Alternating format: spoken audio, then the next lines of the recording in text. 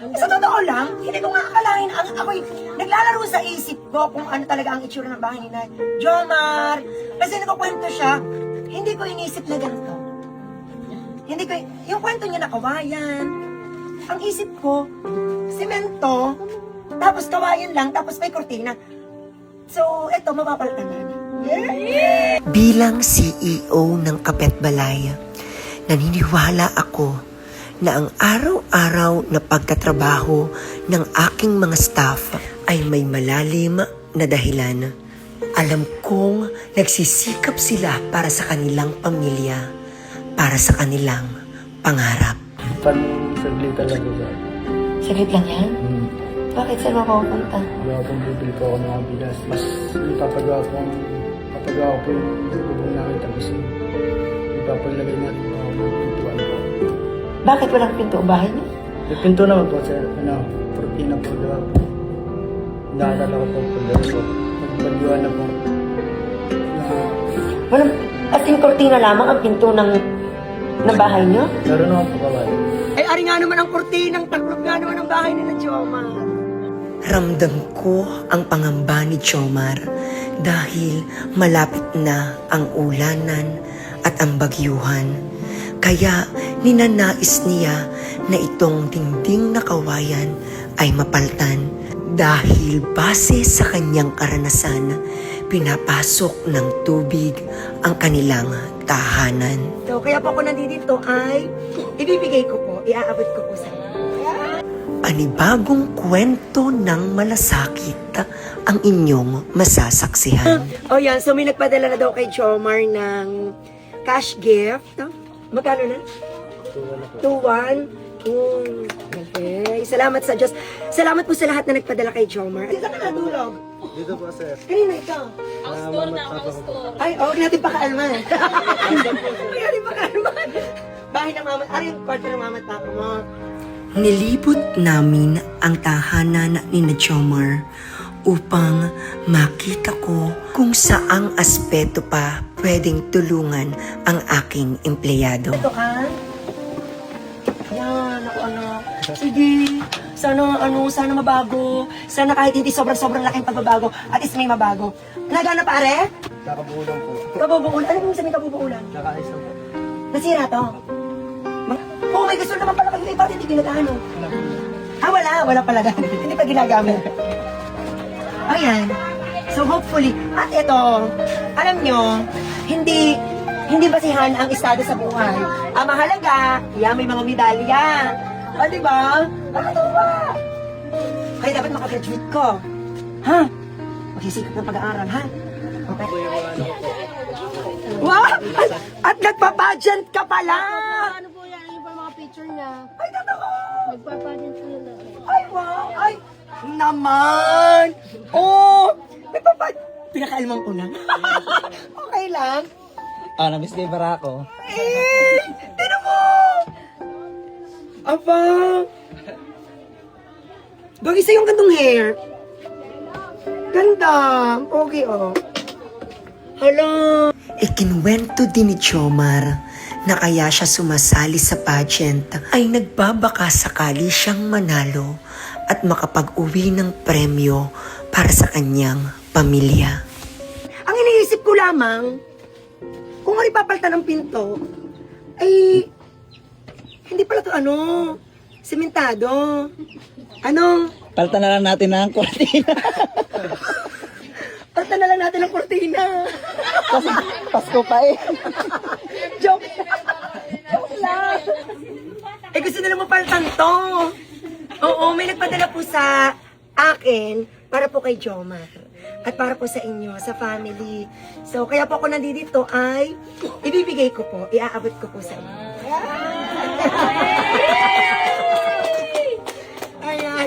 Ayan, sabi ko nga, pero ano po, kasi yung followers po, sa totoo lang, sobra silang mapagmahal.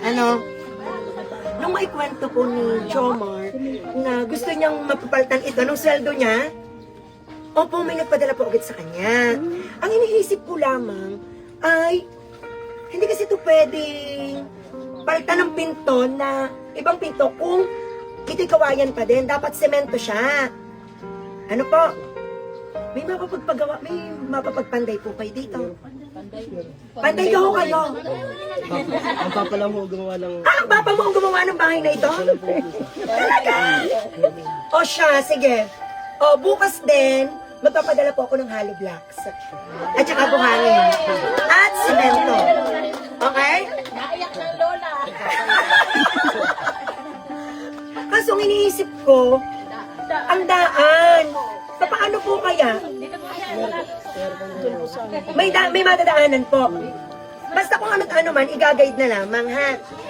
So, tomorrow, magpapadala ako ng buhangin, semento, at Bakal, bakal, hollow blocks. hollow blocks. Okay? Para ito ay mapalpad. Okay? Ang una muna ay ito. Itong kawayan na ito. Ano po? Saka na ang pinto. Okay?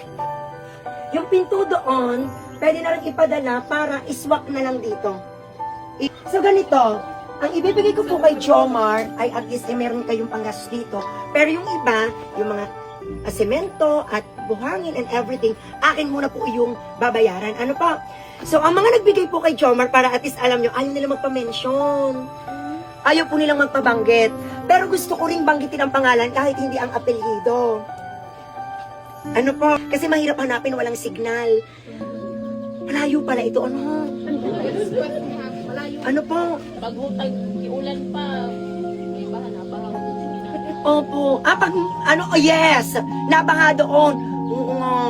Paano pa nagtaga-ulanan? Paano kung makapasok? Bahala na, madali na yon. Ang mahalaga makapag-work. Ano? Okay. Anak, ito ay... Karni. Di ba excited sila? Tatabi ako po. Okay. Ito anak. Ha? Huwag mag-i-expect ng malaki. Ang mahalaga, meron. So yung iba, ibibili muna natin ng mga Pero syempre ako, mag-share ako doon. Magbibigay din ako sa iyo, ha? Pero ito, kaya magbibigay ako sa iyo ng cash para at least meron kayong mga panggastos dito ng pangailangan. Kung halimbawa at kailangan ni tatay ng makakatulong, kahit pa paano, kahit ilang araw lamang, hindi pwede kasing siya lang. Baka naman nagkaroon nga kayo ng sementong bahay, pero magkasakit naman ang iyong papa. Ano? Di ka po, ay kayo kukuha ng makakatulong. Kung halimbawa isang linggong magagawa, kung kayo'y 3, ano po, ay di bibigyan ko kayo ng pang-upa. Ano ho? Basta ito ay inyo pong ipapalatol doon. Ano po? Okay. Bilang. 1, 2, 3, 4, 7, 8,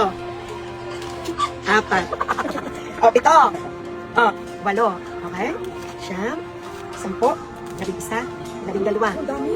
11, 12, 13, 14, 15. Yan, 15,000 para sa inyo, anak, ha?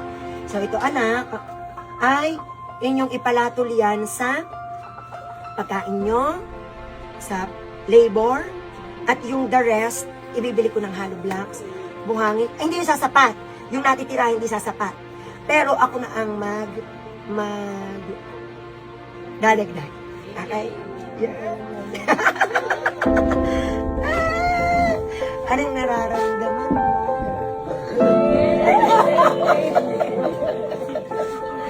Ano? Happy ka? Ayan. Yan po ay galing sa ating mga followers. Sa followers po ng aking pag-vlog. Napakababait po ng mga followers sa tunay. Sila po ay... Kasi ang pag-vlog ko po is totoong kwento. Sa totoo lang, hindi ko nga akalain. Ako'y naglalaro sa isip ko kung ano talaga ang itsura ng bahay ni Jomar. Kasi nagkukwento siya, hindi ko inisip na ganito. Hindi ko... Yung kwento niya na kawayan. Ang isip ko, semento, tapos kawayan lang, tapos may kortina. So, eto, mapapalitan na. So, eto, mapapalitan na.